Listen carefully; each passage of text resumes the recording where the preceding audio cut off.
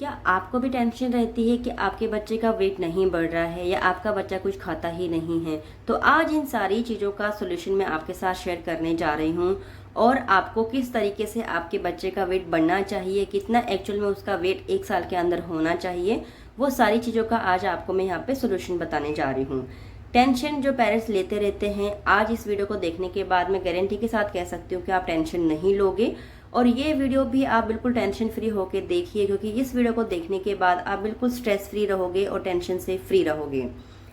Video को देखने से पहले प्लीज़ लाइक ज़रूर कीजिएगा, और अगर आपको वीडियो अच्छी लगती है, चैनल पे आप फर्स्ट टाइम आए हैं, तो सब्सक्राइब भी ज़रूर कीजिएगा। तो सबसे पहले हम बात करते हैं बच्चे के बर्थ वेट की। जो भी बच्चे होते हैं जिनका जब यानी बर्थ होता है, बच्चा पैदा होता है, तो उस टाइम पे हमारे बच्चे का वेट क्या है, जितना भी हमारे बच्चे का एक्चुअल वेट उस टाइम पे होता है, उसी वेट के अकॉर्डिंग 1 साल के अंदर आते आते बच्चा ट्रिपल हो जाता है। एग्जाम्पल के लिए मैं आपको बता देती हूँ, जैसे कि आपके बच्चे का वेट 2 किलो है, ठीक है, जब वो पैदा हुआ है, तो उसी बच्चे का वेट 1 साल तक आते आते कम से कम 6.5 से 7 के बीच आ जाएगा। वहीं बच्चा अगर 3 kg का है, यानी 3 किलो का है, तो उसी बच्चे का वेट 1 साल तक आते आते कम से कम 8.5 से 9 पे आ जाएगा। यानी जो भी आपके बच्चे का बर्थ वेट होता है, उसके हिसाब से वो 3 गुना बढ़ जाता है। तो आप कैसे एक्सपेक्ट कर लेंगे कि आपके बच्चे का वेट अगर 2 kg था जन्म के टाइम पे, तो वो कैसे 12 से 15 महीने के अंदर अंदर 9 से 10 kg का हो जाएगा? तो ऐसा नहीं होता। अगर इस हिसाब से हो रहा होता है कि आपके बच्चे का हर महीने वेट बढ़ेगा, तो आप खुद सोचिए कि जब आपका बच्चा साल से 2 साल के बीच का होगा, तो उसका वेट कितना बढ़ जाएगा। दूसरी बात, बच्चा जैसे ही 7 से 8 महीने के बीच आता है ना, तो उसका जो वॉक इन होता है, यानी जब वो चलना शुरू करता है या क्रॉलिंग करता है, तो उसकी वजह से क्या होता है, साथ साथ बच्चे की हाइट निकलना भी शुरू हो जाती है, और हमें पता भी नहीं चलता कि बच्चा कब बड़ा हो गया। तो हाइट निकलने की वजह से जो भी बच्चे चबिनस होते हैं, जिनमें मोटापा होता है, तो वो क्या होता है, पतले होना शुरू हो जाते हैं। हमारे लिए मैटर ये करता है कि हमारा बच्चा अच्छे से खेल कूद रहा है, अच्छे से चल रहा है, अच्छे से खाना खा रहा है, तो ये हमारे लिए मैटर करता है।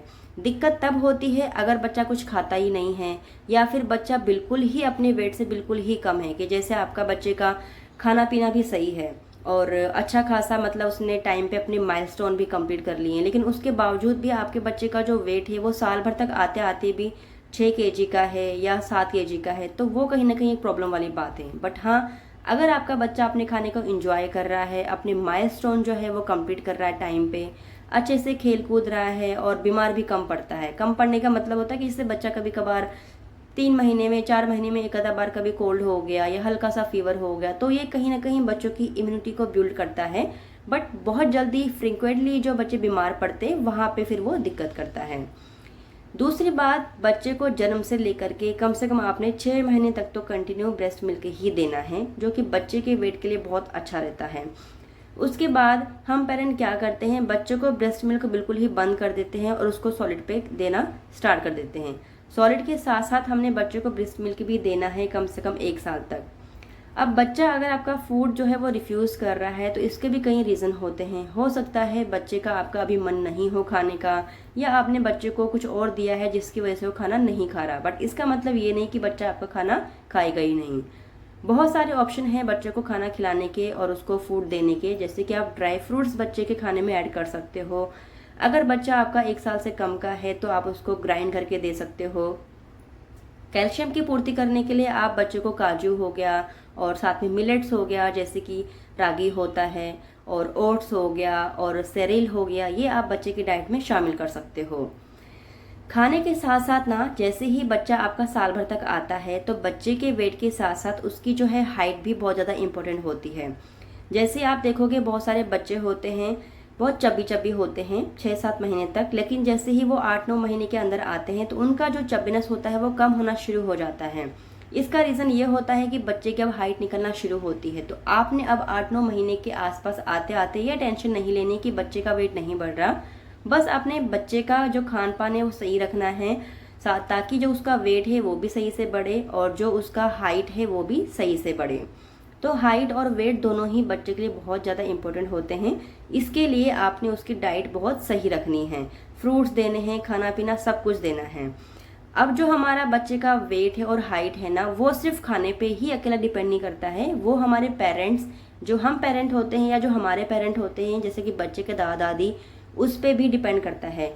जो भी बच्चे का जेनेटिक होता है या पेरेंट्स का हाइट होता है, पेरेंट्स का वेट होता है, वो भी बच्चे के लिए इम्पोर्टेंट होता है। तो अगर आज बच्चा आपका 1 साल का है और उसका वेट जो है वो नॉर्मल है या थोड़ा सा कम है, तो आप टेंशन बिल्कुल भी मत लीजिए।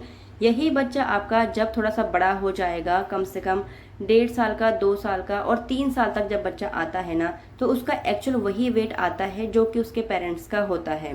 तो अगर पेरेंट्स पतले हैं तो ये बिल्कुल भी उम्मीद ना करें कि आपका बच्चा बहुत मोटा होगा। जो बच्चे बहुत मोटे भी होते हैं वो भी एक टाइम पे जाकर के बिल्कुल उसी वेट पे आ जाते हैं जो कि एक्चुअल में उसके पेरेंट का वेट होता है या उसका जेनेटिकली वेट होता है।